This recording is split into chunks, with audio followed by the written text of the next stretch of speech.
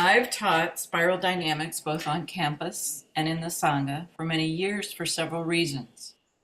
First, it helps us better understand and appreciate the ways other individuals hold their values, which may be different from our own. Second, it helps us understand some of the ways we misunderstand each other, even when we are using the same terms, family, marriage, and work, for example. Third, it recognizes that we are all at various levels of development with the capacity to evolve and grow. We are also at different change states.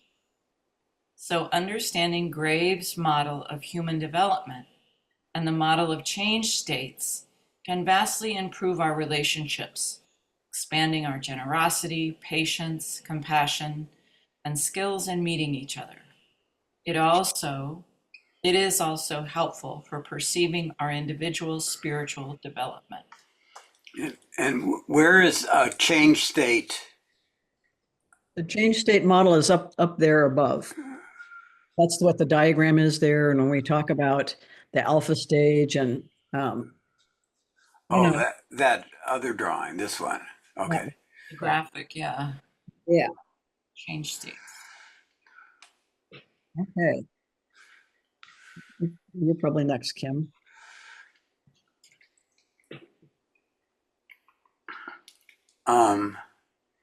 But each group also the most significant impact. Oh, but the most significant impact of Gray's research for me was seeing its social dimension, specifically how it could illuminate the evolution of a Sangha. I could see in it the stages Appamada has evolved through, where the energy of the Sangha was centered, and where the energy of the Sangha was centered. Of course, individuals in the Sangha hold different views about that, depending on their own stages of development.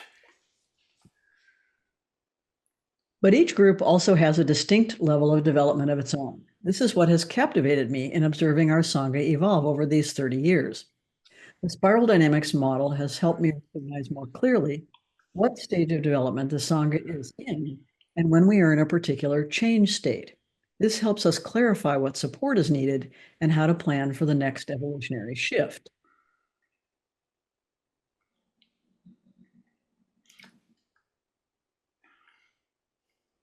It also explains some of the struggles of individuals in the Sangha over these collective evolutionary transformations.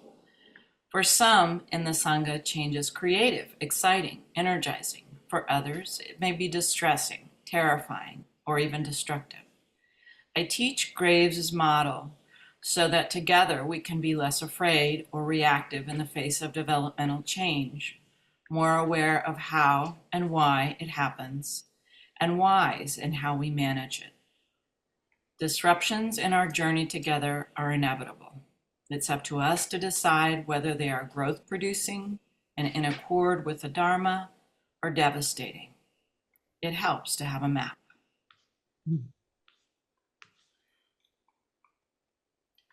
Graves' model, both evolutionary and structural, provides an excellent bridge to our third way of seeing the perspective of architecture and design. Key takeaways on the evolutionary perspective. Living systems, both individual and collectives, are responsive. They can adapt to changing conditions. Zen koans have been translated into English to connect with new audiences in the West, for example, and new ceremonies such as lay teachers' entrustment have been, do you see that, Peg? Yeah. Created.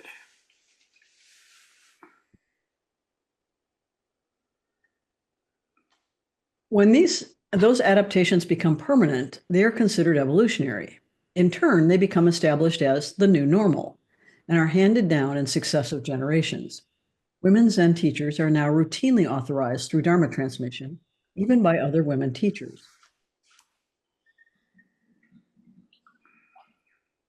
The function of evolutionary adaptations is to enable the system, individual or collective, to survive and thrive with changes in conditions. Our purpose is the transmission of the living Dharma, the teachings of the Buddha, rather than the preservation of the traditional forms in which the Dharma has been transmitted in the past.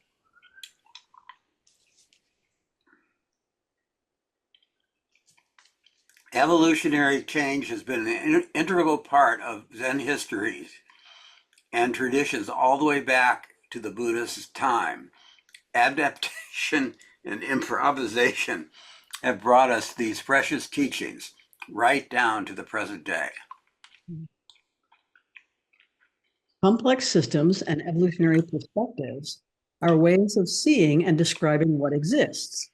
In evolutionary systems, new structures and new levels of organization emerge as the system develops and the need arises naturally. From a single fertilized egg, an embryo begins developing a primitive heart and neural tube. And as it continues to develop, these will evolve into a brain, this nervous system, a circulatory system, a digestive system, and so on. It is the same process for any living system, a city, an economic system, a forest, or a fungi. That evolutionary development is a function of both internal and external ever-changing conditions. It is an emergent process in which the new form has very different properties, continuous with, but not the same as, what it has evolved from, and also not simply a function of its separate parts. The perspective of architecture and design is different because it is concerned with what we build based on our intentions, principles, vision, and capabilities.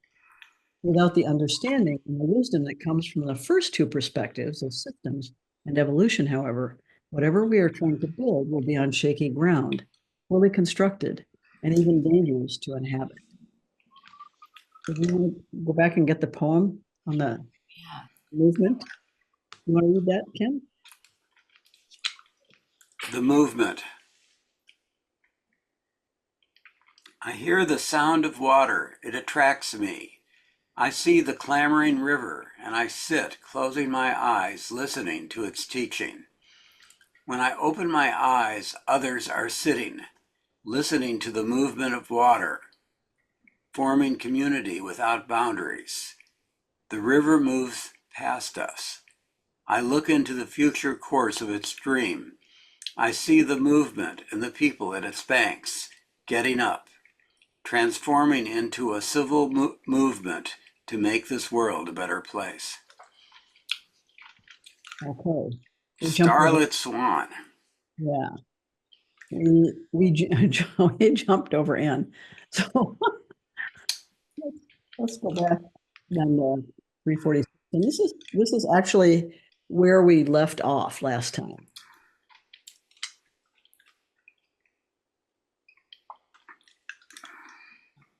A Sangha must begin with a strong foundation in the Dharma.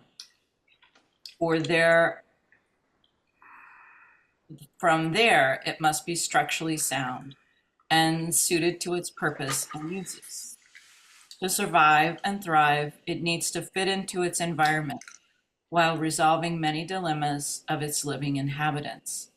And it must be beautiful.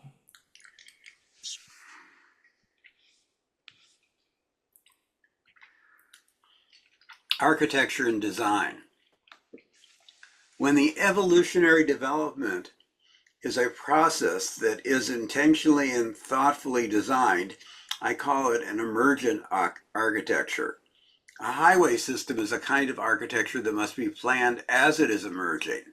A Sangha, too, is an emergent social architecture, whether it follows the traditional Zen model in its evolution or takes an innovative approach in developing itself, as Appamada has.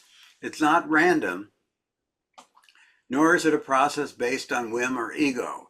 In your own life, you create structures you inhabit through your relationships and activities. Structures such as families, workplaces, homes, careers, friendships, and so on. These architectures for living are a reflection of your intentions, imagination, and effort, as they meet your own existential conditions in the world. Does that make sense? Yeah. Okay. In some eras, similarly, the followers of the Buddha built huge statues, monasteries, temples, and universities. They adorned them with banners and jewels and created stunning gardens. Our Sangha is modest, ordinary, and small, yet everything has been designed and built with care and dedication. Social structure is sound, as we'll see in the next chapter. The small scale gives it a certain intimacy and familiarity. It invites engagement with each other in an atmosphere of ease, curiosity, and shared practice. Although the design and building of Appamada's unique social architecture has been intuitive rather than formal, it is still based on certain underlying life-affirming principles.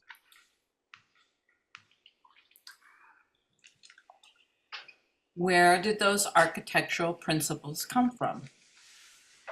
By a happy accident in a bookstore many years ago, I found myself in the architecture section where, for some reason, I picked up a book by Christopher Alexander called A Timeless Way of Building.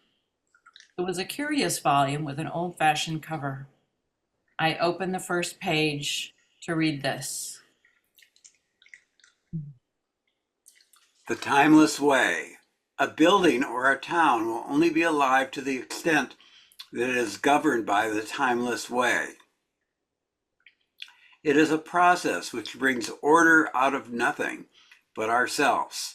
It cannot be attained, but it will happen of its own accord if we will only let it. Kind of like a child, isn't it? Right. The quality. To seek the timeless way, we must first know the quality without a name. There's a central quality which is the root criterion of life and spirit in a man, a town, a woman.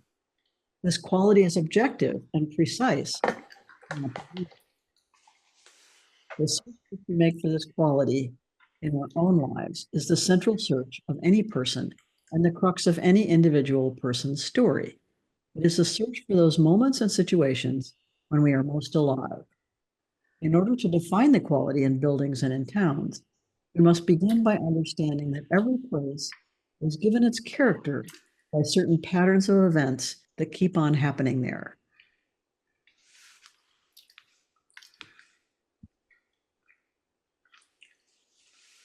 This opening so galvanized my thinking that I rapidly read this book, as well as Alexander's A Pattern Language and notes on the synthesis of form.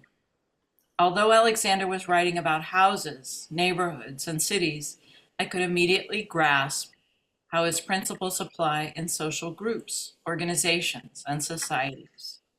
A brilliant polymath, he had done decades of empirical research into how humans experience built environments. From this research, he derived a set of principles of architecture that have shaped a wide range of fields, from city planning to computer science. I was still in graduate school then, but I continued to study and apply those principles in directing large centers on campus, in my classroom, and most importantly in the Sangha. Here, as space is limited, I can only share some of the most important principles I learned as they have shaped our thinking in Appamada's evolutionary design. 1, organicity principle, the principle of wholeness. Design is part of a living whole. 2, emergent principle. Design responds to needs as they are arising or foreseen. In developing the University of Oregon campus, for example, Alexander did not install sidewalks or walkways. He waited to see the paths that students and faculties wore into the grass and paved those. 3, architectural elements are relational. Every element is interdependent on other elements and in turn is interdependent with the activities it supports. 4, architectural elements resolve dynamic tensions, material, psychological, and social. In social architectures, I call these dynamic tensions dilemmas.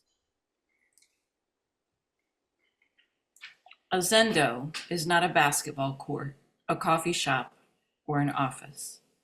Even a very flexible environment, such as our own Zendo, enables a limited range of activities: meditation, ceremonies, inquiry, classes, meetings, and so on, for a very limited number of people, but does not provide for other activities, ice skating or woodworking or rock concerts, for example.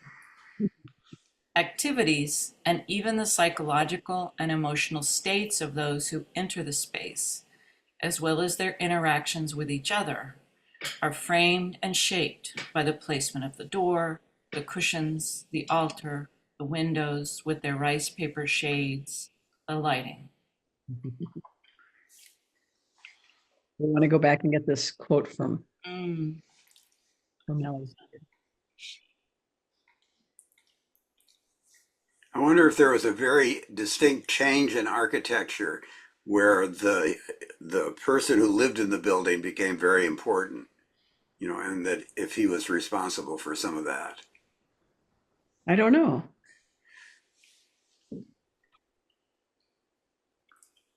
Of course, the pattern of space does not cause the pattern of events. Neither does the pattern of events cause the patterns in the space. The total pattern, space and events together, is an element of people's culture. It is invented by culture, transmitted by culture, and merely anchored in space. But there is a fundamental interconnection between each pattern of events and the pattern of space in which it happens. For the pattern in the space is precisely the precondition, the requirement, which allows the pattern of events to happen. In this sense, it plays a fundamental role in making sure that just this pattern of events keeps on repeating over and over again throughout the space. And that is therefore one of the things which gives a certain building or a certain town its character. Christopher Alexander, The Timeless Way of Building. Oh, more, well, No, this is a separate quote. okay. Adding a large screen monitor and laptop computer fundamentally altered the space to accommodate online participation during the pandemic. This change has had a psychological impact not only on our online participants, but also some in-person participants as well. In turn, it also had a social impact in the Sangha in two ways. Those disturbed by the change joined forces in a collective complaint about it. On the other hand, the Sangha was able to expand its reach and warmly include sincere Zen students who live far away or who are housebound and unable to come in person. Ultimately, this second consequence proved more compelling and more aligned with our collective vow of mindful energetic flow, Appamada. But it's not only the physical space that shapes the activity of the Sangha. Should we go over and read the other quote? Yeah. In short, no pattern is an isolated entity. Each pattern can exist in the world only to the extent that it is supported by other patterns. The larger patterns in which it is embedded, the patterns of the same size that surround it, and the smaller patterns which are embedded in it. This is a fundamental view of the world. It says that when you build a thing, you cannot merely build that thing in isolation, but must also repair the world around it and within it, so that the larger world at that one place becomes more coherent and more whole, and the thing which you make takes its place in the web of nature as you make it.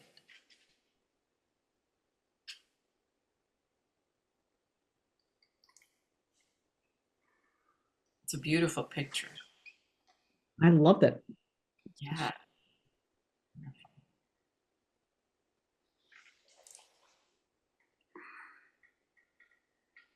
It looks like a giant statue. I know, doesn't it?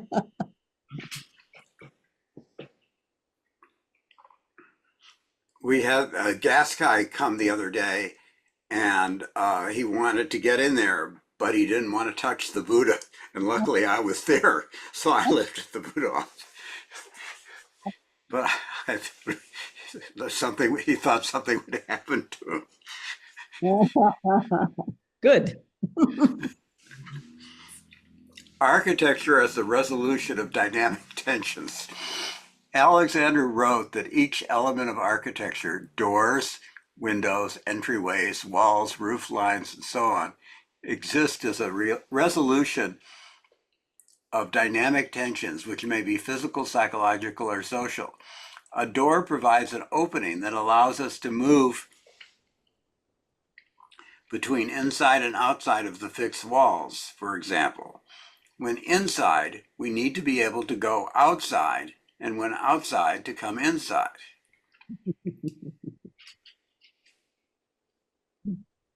It is the same for social architecture, the structure that organizes and supports activity and ways of relating in groups.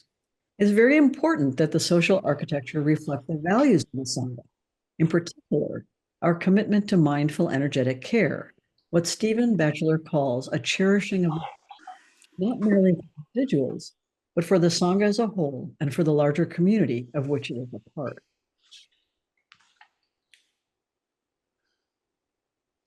My dog is barking. We can skip me. Okay.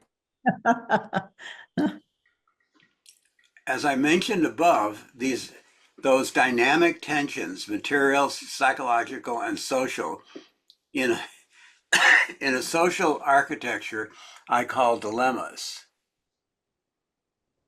Some dilemmas are common and inevitable as sanghas, and other groups develop. In emergent architecture, structures are created as dilemmas are anticipated or recognized, and hopefully before they become crises. In the next chapter, I'll describe some of the particular dilemmas we encountered and how we thought about and designed our unique social structure to resolve them. Most of these dilemmas predictably arise in the development of any community, although not necessarily in the same order. Describe here our own ways of resolving them. Obviously, other resolutions are certainly possible, just as there are many ways to design a kitchen. Your mileage may vary. And in an innovative design process, such as ours, not based on a traditional blueprint, there will inevitably be those who know how it should be, especially if they have experience in other practice centers or traditions. They inevitably struggle to map their previous experience onto the Appamada environment, which is so very different from what they expect or even demand. But the idea is not to be different for difference's sake or just to be creative. In some cases, the traditional solution may prove to be the best one. The question, rather, is what is the best way to resolve a particular set of dilemmas in accord with our values and vow? Emergent architecture is not timeless. It recognizes that some elements are temporary to resolve an immediate situation. It's important not to become attached to them beyond their usefulness. Similarly, there may come a point at which more traditional structures are called for as the Sangha evolves. For example, the addition of formal ceremonies such as jukai, or the incorporation of practice periods for deepening the Sangha's shared experience. Okay, I'm going to read this Alexander quote on the facing page. Each one of us wants to be able to bring a building or part of town to life like this. It is a fundamental human instinct, as much a part of our desire as our desire for children. It is quite simply the desire to make a part of nature, to complete a world which is already made of mountains, streams, snowdrops, and stones, with something made by us, as much a part of nature and a part of our immediate surroundings. Each one of us has somewhere in his heart the dream to make a living world, a universe.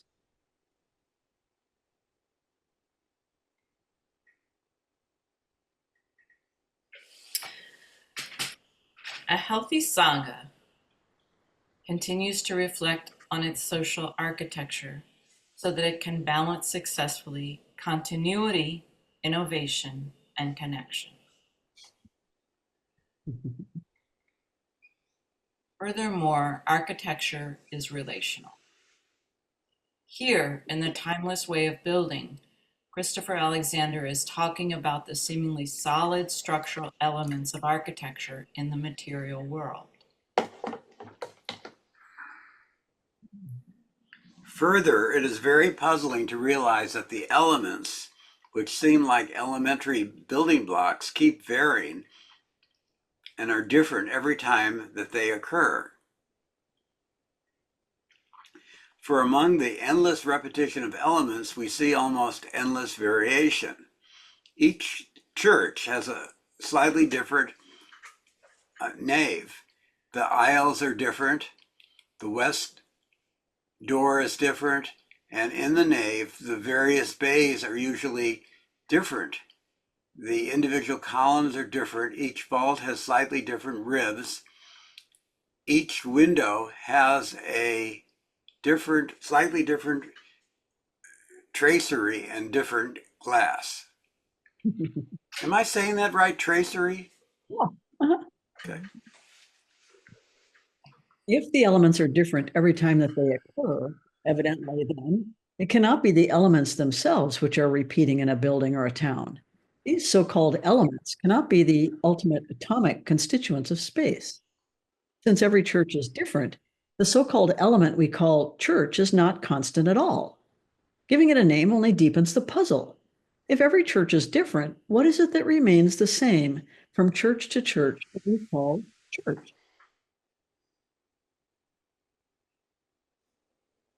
Let us therefore look more carefully at the structure of the space from which a building or a town is made to find out what it really is that is repeating there.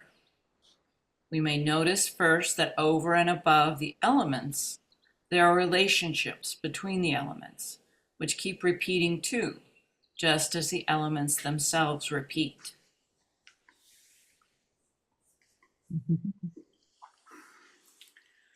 We may notice first that over and above the elements, there are relationships between the elements which keep repeating too, just as the elements themselves repeat.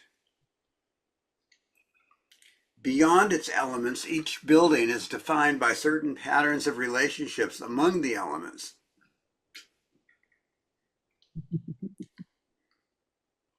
When we look closer, we realize these relationships are not extra, but necessary to the elements, indeed a part of them. When we look closer still, we realize that even this view is not very accurate, for it is not merely true that the relationships are attached to the elements. The fact is that the elements themselves are patterns of relationships. I love this photo for this purpose. Yeah.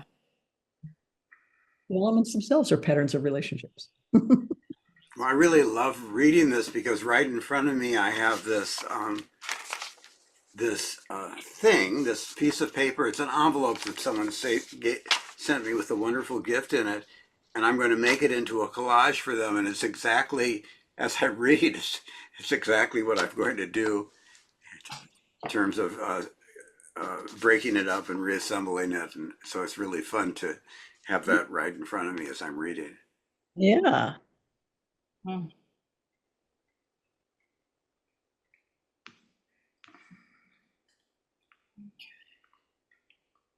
For once we recognize that much of what we think of as an element, in fact, lies in the pattern of relationships between this thing and the things in the world around it, we then come to the second, even greater realization that the so-called element is itself nothing but a myth, and that indeed the element itself is not just embedded in a pattern of relationships, but is itself entirely a pattern of relationships and nothing else. And finally, the things which seem like elements dissolve and leave a fabric of relationships behind, which is the stuff that actually repeats itself and gives the structure to a building or a town. And the relationships is like our DNA, Yeah. where the elements are come and go. You know, like So 98%, aren't there a year later or whatever it is. yeah. You want to read that last line, Anne? Yeah. And we might add a person or a sangha or even a rakasu. Tissue of relationships. I love that. Mm. What is social architecture?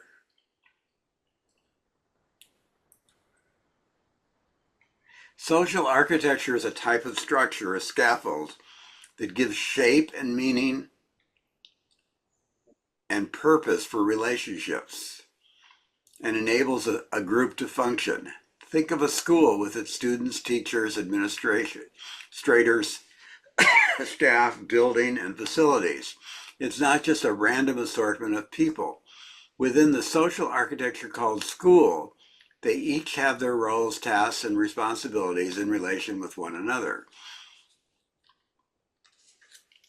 They may, and generally do, vary in how they manage a particular role, but the role itself is shaping our understanding. Often, the way a role is enacted defines both our internal sense of self and also the way others view us. A struggling student, a kindly principal, a dedicated teacher, and so on.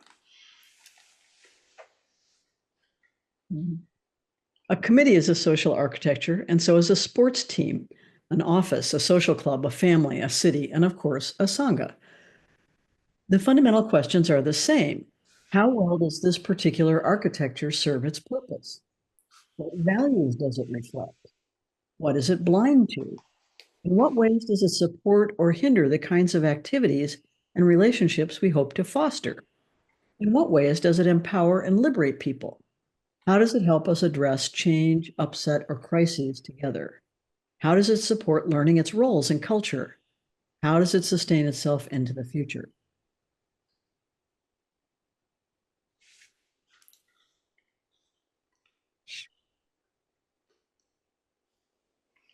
I'm reminded of Roy Bhaskar, Hmm. a critical realist British philosopher, 1944 to 2014, author of Reclaiming Reality, who wrote, according to the transformational understanding of social activity, the existence of social structure is a necessary condition for any human activity. Society provides the means, media, rules, and resources for everything we do. We do not create society, the error of volunteerism. But these structures, which pre-exist us, are only reproduced or transformed in our everyday activities. Thus, society does not exist independently of human agency, the error of reification. The social world is reproduced or transformed in daily life.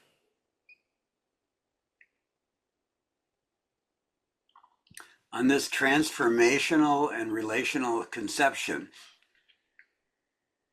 society is a skilled accomplishment of active agents, but the social world may be opaque to the social agents upon whose activity it depends in four respects, in that these activities may depend on or involve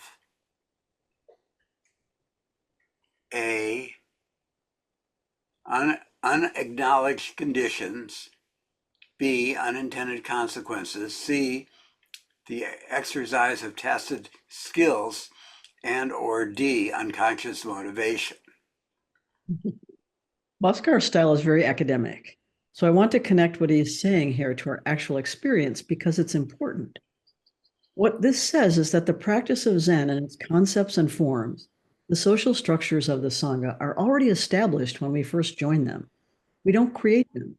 They have evolved over 2,500 years. On the other hand, these social structures and forms are only realized or transformed through our own shared activity. They have no existence apart from our expression of them.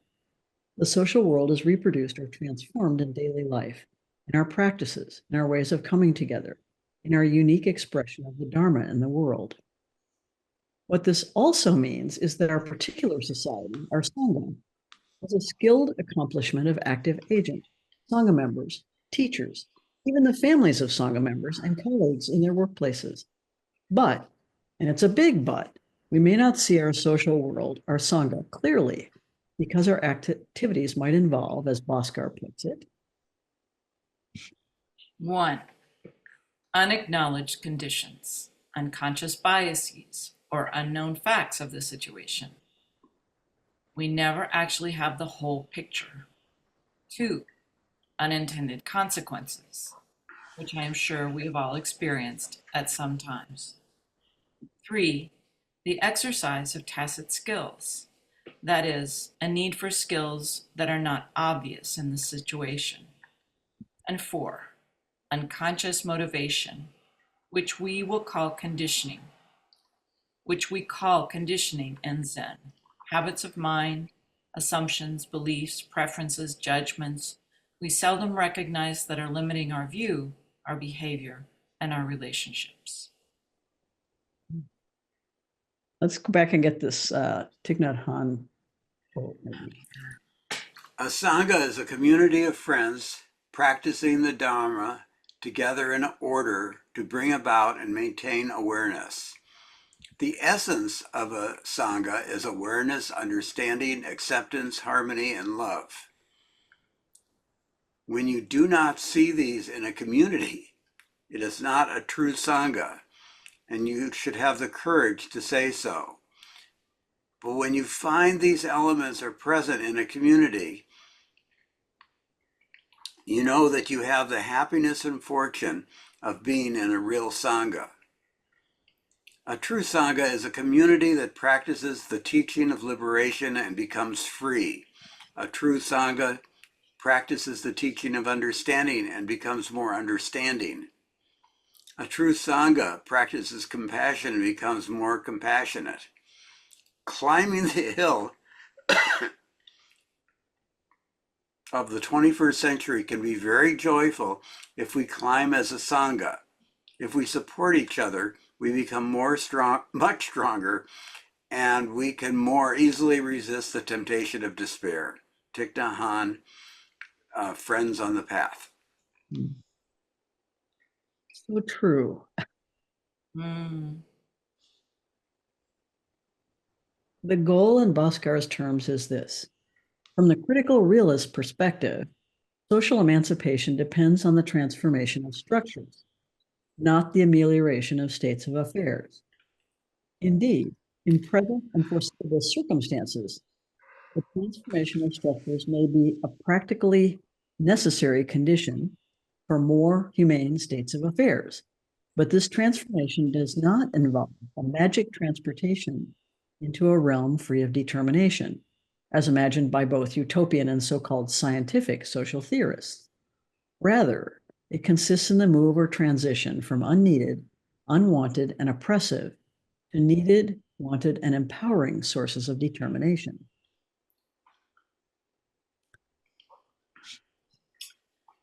Bhaskar is pointing out that our liberation, individually as well as collectively, requires a structural transformation, not a simple or easy fix that brings us more comfort and ease.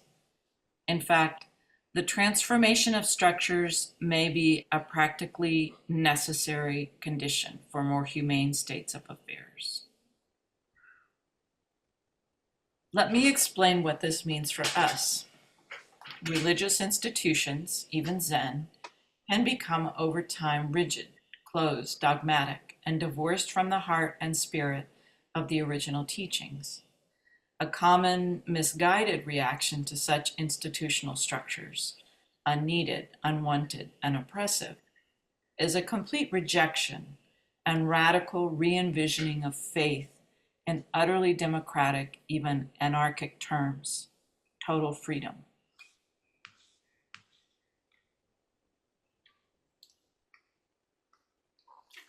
This has happened repeatedly over the long history of religious traditions and in Zen.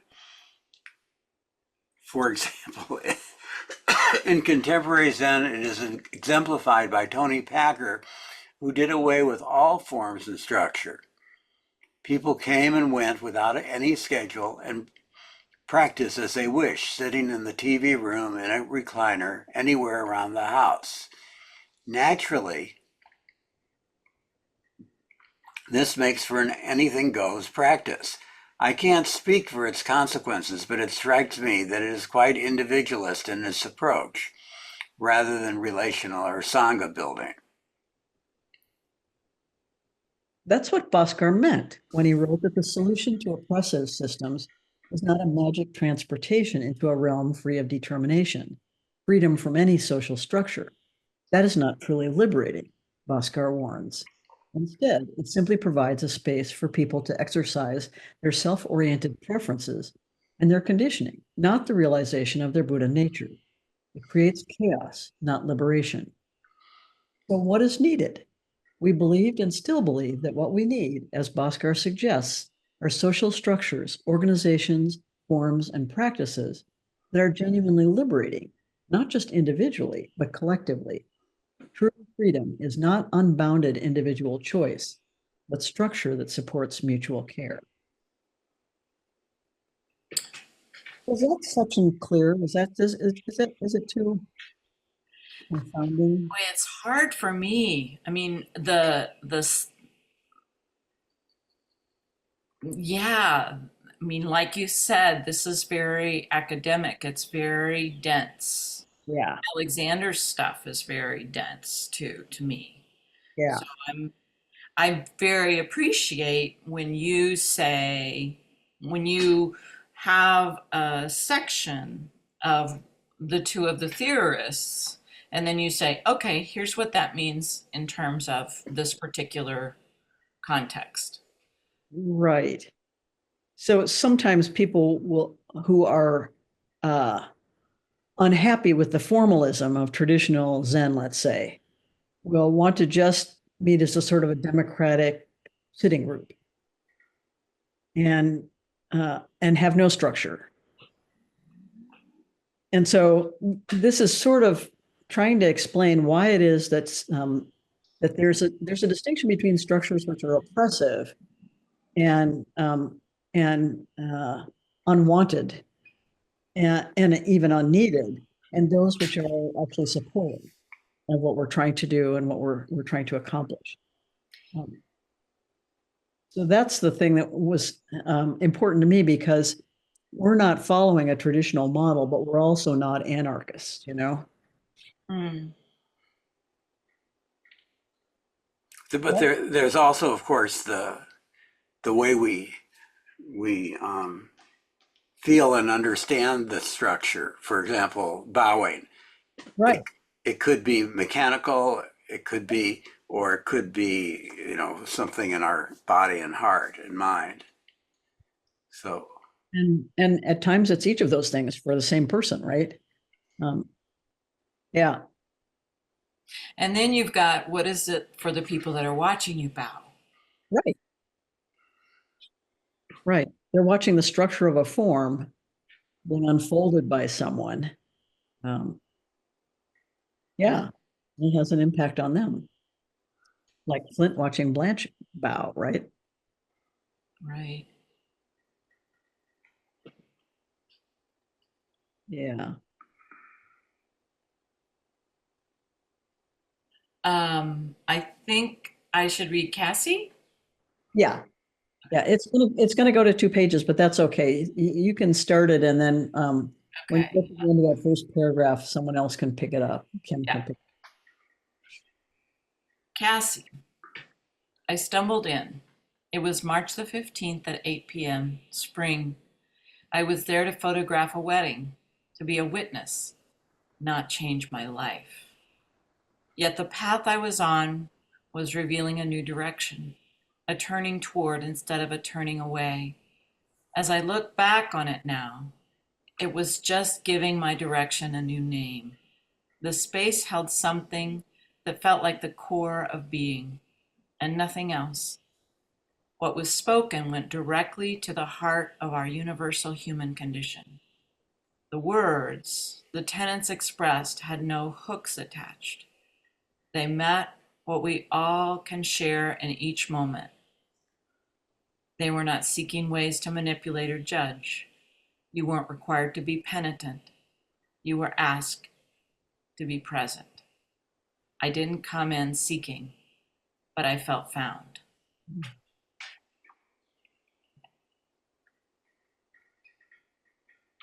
When daily distractions drop away, what is most tender, most real is what remains. The part that the rest of system feels like it needs to protect is given a place to be seen, wants to be seen, wants to dance.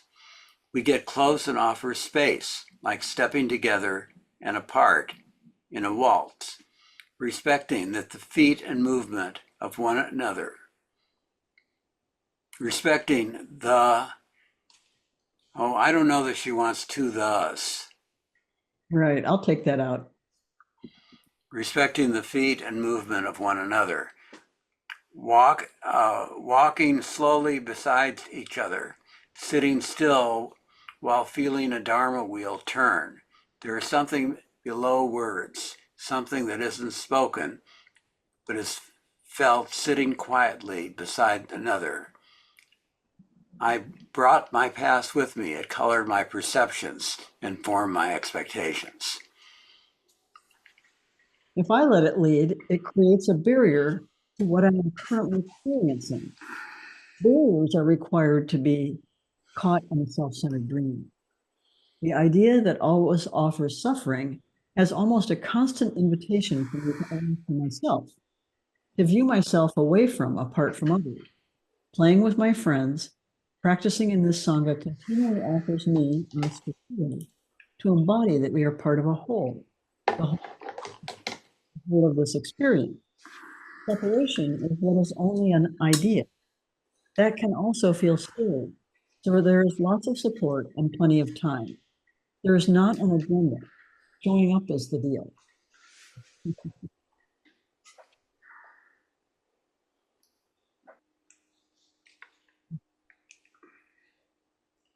I can read.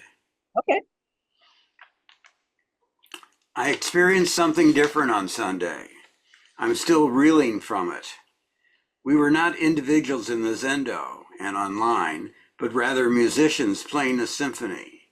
There was Jess, the eager doshi and Dharma talker, Joan the Jisha, who brought the incense to Jess, and then later the lectern and laptop. There was the monitor who announced that there would be a practice discussion, and there was a room full of beings, all acting in relation to one another. I was the timekeeper, but somehow it was different this time. I was the conductor of a beautiful symphony. Everyone played their instruments perfectly, blending with each other as one voice, and all with perfect accord to the music we were creating. It was magical, and I sensed everyone who was there got it. We were one Sangha made of many diverse elements. The music was beautiful and ran the full gamut of walking outside, walking inside, sitting quietly, breathing from the hara, ringing bells, listening to a talk about vows and repentance, a first talk by Jess of many to come. Afterwards, we went to Central Market and we were met by a 3-year-old daughter of a Sangha member. We shook hands, and as we did, she jumped up and down. So I jumped up and down too, holding the 3-year-old's hand, and the symphony continued. Oh, I love that. I love that. Send that to me. Okay. What an experience. It was different from how it's ever been. That's wonderful. Yeah. Wonderful. And we had a full Zendo. That was nice too. Yep. Things are shaping up. And when we chanted, caught in a self-centered dream, we were just completely together. That's so good. So the algae season is upon us, and I'm sorry, what? I'm sorry, the allergy season is upon us, and Oh, it's even a faucet, despite the men. Yeah, definitely here too. People are having a hard time. Yeah, I just had sudden onset today. Just like so weird. Yeah. Well, that's really lovely. I love that. Put that in the book somewhere. Mm. I'll read mine. It's not nearly as sunny as Kim's. I'm a little hesitant. Um, okay. The last day of March in the end of the first quarter of a century. Time passes swiftly, and with it our only chance. Each of us must strive to awaken, be aware. Do not squander this life. And put in mind of Lauren as I read and listen to this writing, how hard, impossible she finds speaking about what is close to her heart, what she thinks about topics that are important to her, deeply felt. The words wash over my mind. I struggle to put the ideas together in a way that I understand. The familiar feeling of less than creeps in. I don't grasp the concepts inherent in Appamada's social architecture. They feel considerably over my head, but I want to belong. More than belong, I want to be an agent of creation, of sustenance, of persistence and goodness. And again, the dark gap between my preferences, fetters, conditioning, and clear seeing. All these ideas seem essentially relative, subjective. Is that some fragment of an answer? It's all relative, subjective, no better or best, just what feels right? That seems foolish. Discrimination, what is it based on? What is the tool or instrument or measure? By what guideline? I love that. You've really written your way to such an important question. Yeah, discrimination. What I, is it? What is it? I'd call it discernment because I don't think it's so much discrimination, which I tend to associate with some kind of judgment or preference. Mm-hmm. But our practice is about distinguishing our preferences from what is wholesome, what is in alignment with our Buddha nature, right? So Right. that's what we're really discovering. And of course, we have the precepts as a kind of scaffold for that, and we have the paramitas as a kind of scaffold for that, um, as a kind of maybe some compass points um, we can use as a reference. They're not really rules in the ways that we might think of that, but I think it's such a great question because first of all of these things that are in this section should just wash over you. Like it's like poetry, really. Alexander is really a poet, and his work is very poetic. But it's something that speaks to the heart of the relationality of what we do. When he talks about all of the things that we think of as solid elements, Right. turn out to be relational. You know, even something as solid as an altar, it's just a history of relationships, actually. Yeah. Um, and so yeah, so it's not important. I don't think there's not going to be a final exam about this. It's more like um, I would, I wouldn't worry about that part of it, and I certainly wouldn't use it to feel less than. I'll read you what I wrote about that aspect of it, um, but yeah, it's more like for me, these things are very poetic. They're poetic in the sense that they say something you can't say in other words. So something that's prose, you can paraphrase it, you can summarize it, Mm-hmm. but but these things feel more like poetry to me in that they point to some reality directly that can only be expressed in that particular way. Mm-hmm. So it's not even conceptual in a way. It's much more relational, really. You know. So Robert Frost was asked to explain one of his poems, and he said, "Do you want me to tell you in other and worse language?" right, exactly. That's exactly it. Yeah. And that was my definition of poetry for my sister's boyfriend, who said, well, what's poetry anyway? And I said, something that can't be expressed in any other words, you know? It So, reminds me, I mean, you sound like you're talking about Dogen too. I mean, the same kind of, yeah, Dogen is that way. Dogen permeates you. You don't grasp it with your thinking mind. um, You know, you sit with it, and it's like I sometimes feel like it's like being a tea bag in a cup of hot water, you know, like it's sort of permeating you. And after a while, you cannot explain how, but it makes complete sense to you. But you can't explain how that, and you certainly can't explain the sense it makes to you to someone else, right? yeah, yeah. Yeah. So yeah, it's very like that. It's very much like that. And yes, he has a very sophisticated philosophical sense, Dogen does, in his discussions of, you know, Yeah. some of his writing is frankly devotional about the robe and its importance, um, and Zen ancestors that he refers to. But much of the poetry of it, some of it is just direct allusion to the Lotus Sutra, which all of his monks would have known because they would have studied that. Yeah. When we read it, it seems, odd, or alien or something, because we don't get the reference. But once I read the Lotus Sutra, I was like, oh my God, this is what they're talking That's what about. I'm talking about. Yeah. Yeah. So don't under any circumstances feel less than, and you'll see why. So, what I wrote was, I love what Thich Nhat Hanh wrote about Sangha as a support for climbing the hill of the 21st century, and a kind of antidote to despair, which is a great temptation now. I wonder about these background pieces that are academic. They serve a purpose in my mind, but may not be essential for readers. For me, Alexander is poetic, inspiring, and of course foundational, but others may not read it that way. It's such a puzzle for me to know what should stay in, what should come out. That's why it's so helpful to hear from readers as we read it out loud together. I don't trust my own opinions at this point. I feel like I need to just keep moving through it to the end. Then we can better see what has to stay, what needs to go, I guess. It's funny with this challenging material. I don't want people to feel dumb reading it. I want them to feel they are gaining deeper understanding. Mm. Hmm.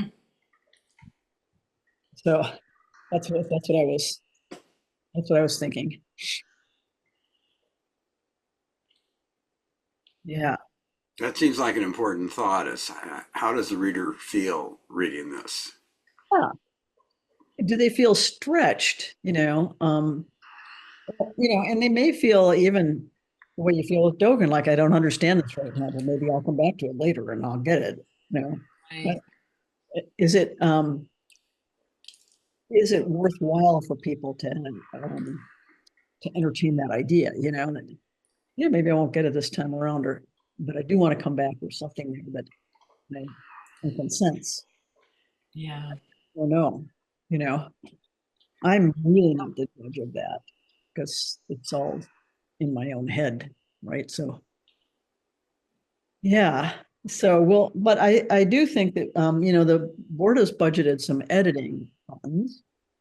So I'll be talking to Ben at 1106, which is publishing services for people, publishing their own work, um, and see if he has any suggestions about that, I know Jeffrey might have a person in mind. $5,000 isn't very much money for this um, enterprise. But if that person can give us a start, that would be helpful. Mm. I know there's just down the road from me, there's a woman who's a professional um, coach, and editor, and support for people who are publishing themselves. And so I saw on her website a finished manuscript. She charges $50,000 to edit. I thought, I am in the wrong business. No kidding. Yeah. Wow. So there's not many people who are going to be able to fund that. Really high-end projects. Yeah.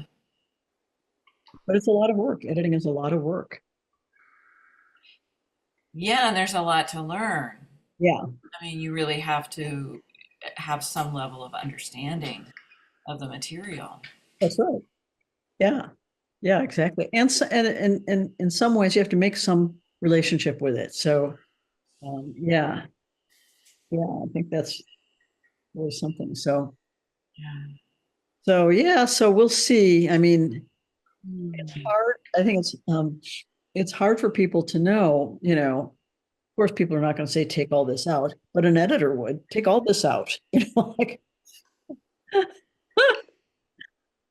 and my feelings wouldn't be heard about that. I'm completely open to that possibility. Mm, Um, but I have a sense of what needs to absolutely be in there. So it's not random. yeah. So I don't know. Like for me, I'm just like have to keep doing the thing. Today I did some layout in next upcoming chapters. Find basically I've been looking for quotes and things like that, but I have to get some submissions from song members and some photos. And these sections are difficult for photos, like it's the section on councils and it's a section on the board. Um, yeah, Mm. so we could ask the councils to take photos of themselves. One thing we could do, you could do it with a montage on the page. It would all be screenshots from Zoom, right? Yeah, or you could take the pictures from the different council pages. I mean, you've got those already that are on the website. Yeah, But yeah, that's not very alive. right, right. So this link. Yeah, yeah, So, you're right. It's all just screenshots. yeah. So um, yeah, because I prefer to show them together. That's the point. Yeah. Yeah, it's very challenging now at this point because some of this material is really hard to illustrate in photographs, and probably what I'll have is photographs from the facilities and and things we've shot on intensives. Yeah. There'll be a lot Do you have quotes? Do you have writing from Sangha members about the councils? I mean, is that something that you are looking for, or you just? of those two, but I haven't gotten any writing from them. Um, I have to once again about something, what they've learned in their teaching work, unfolded for them. Um, I Mm, think Joel might be willing to do that. I asked Susan if she would write something about her experience on the board. Um, and who else did I ask just recently? I asked someone to do a piece, and she was very, very happy. So yeah, yeah. So I'm trying to do more targeted invitations so I get a higher rate of return. My broadcasts don't seem to be, people. I think everybody thinks somebody else is doing it. So if I make a personal appeal, then they yeah, don't. Yeah, yeah. So yeah, it's challenging getting all the pieces. yeah, That set of chapters in particular, and chapter part 4, that architecture, that's difficult. But we'll get more photos for the following part, which is offerings. So mm, yeah, there's more like photos from potlucks and photos from Zazen and different activities. yeah. Breakfast tacos at Cherrywood. I mean, we've got tons of photos of Sangha activities. Hmm. We couldn't use more, but we can always use more. But yeah, This chapter is more abstract, so it's a little bit harder to illustrate it. Yeah. I really enjoyed this chapter. This one? Yeah. Oh, good. Good. Yeah, it sort of is the foundation, sort of how, how we build what ultimately we are. I love that idea of how things are constructed. Yeah. Kind of my thing. Yeah. Yeah. All right, we're at the end of our time. Thank you, Anne, so much, and thank you, Kim, so much.